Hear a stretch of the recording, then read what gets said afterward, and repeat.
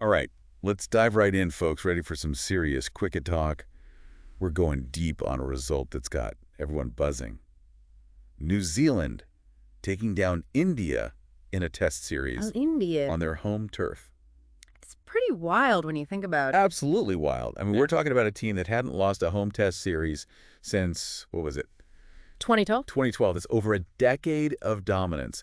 So this wasn't just any win. This was a statement. A total upset. And we're going to unpack it all, get into the nitty-gritty, using Siddharth Manga's match report for NZ Lanka News Daily Special as our guide. Great report, by the way. Yeah, Manga really captured the drama. Absolutely. So where do we even begin? I guess the name on everyone's lips is Mitchell Santner. Oh, absolutely. I mean, before this series, you wouldn't exactly call him a wicket-taking machine. Yeah, really, no. Had he ever taken more than 3 wickets in a test inning before? Nope, never. And then he just bowls almost 30 overs straight. In that second innings. Yeah, battling a sore side, no less. Talk about grit. Serious grit. And ends up with A 6-wicket haul. unreal. Yeah. And his overall figures for the match. 13 wickets, 157 runs. That's not just good. It's the third best bowling performance by any visiting bowler in India ever. Ever. You know, it's funny because usually spinners struggle on Indian pitches. Right. They tend to be drier, not as much bounce for them to work with. So what was different this time?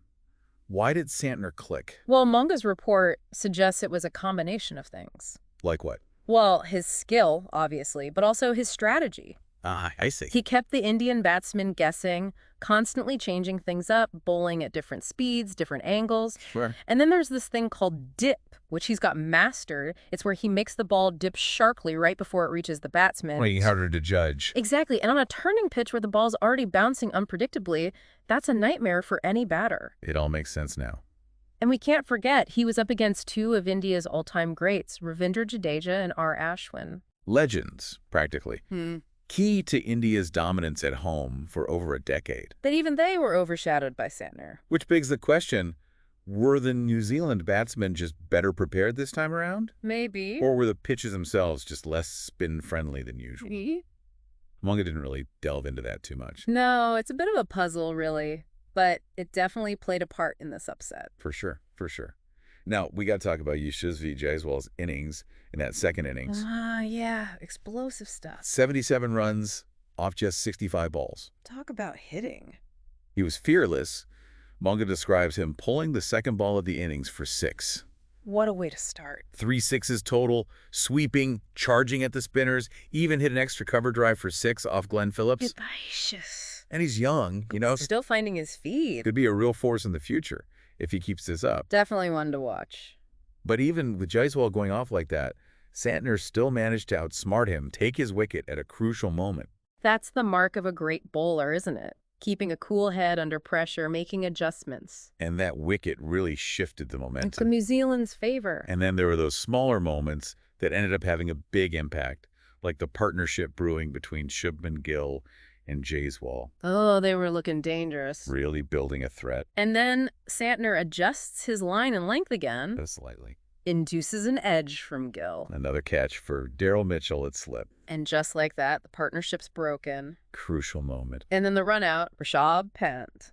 Miscommunication. Costly mistake for India. It's funny how these seemingly small moments can have such a huge impact on the outcome. Absolutely. Alongside those big individual performances, they often determine which way the match swings. Seizing opportunities, minimizing errors. New Zealand did that brilliantly in this series. Santner was the star, no doubt, but it was a team effort. 100%. Other contributions, Tom Blundell and Glenn Phillips' partnership in the second innings, Daryl Mitchell's catches at slip. Can't overlook those. Those supporting roles are so important, especially when you're up against a team like India in their own backyard. Everyone stepped up. Played their part. In this historic victory, I mean, it's really shaken things up, this win. Oh, yeah, big time. Everyone's talking about it. What does it all mean for the future of Test cricket? Exactly.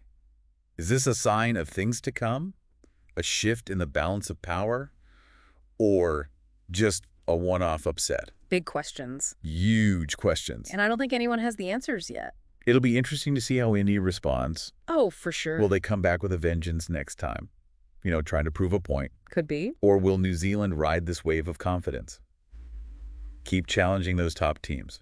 I mean, either way. It's going to be exciting to watch. This series has injected some much needed unpredictability into Test cricket, wouldn't you say? Oh, absolutely. Hmm. For a while there, it felt like the results were a foregone conclusion, especially when India was playing at home. Right. But this win This win reminds us that anything is possible. in sports, Yeah, and when you have players like Mitchell Santner delivering those kinds of performances, it just adds to the drama. it's inspiring too. For sure. It shows what's possible with dedication and belief. Absolutely. New Zealand, they showed the world they can compete with the best, even in the toughest conditions. Especially in the toughest conditions. Yeah. This must be a dream come true for New Zealand cricket fans. Yeah. A victory they'll be talking about for years. It's a classic underdog story. David conquering Goliath. Exactly. Reminds us why we love sports, you know? Yeah. The passion, the drama, the unexpected twists and turns. Speaking of twists and turns, as we wrap up this deep dive into New Zealand's victory, I'm curious, Yeah. what are your final thoughts on what this means for the future of Test cricket? Tough question. Is this a sign of a permanent shift or just a blip on the radar? Well, that's the beauty of it, isn't it? We can speculate, analyze, debate all we want, Right. but only time will tell. The future of Test cricket is constantly evolving, and this series has just thrown another exciting variable into the mix. It has. It definitely has.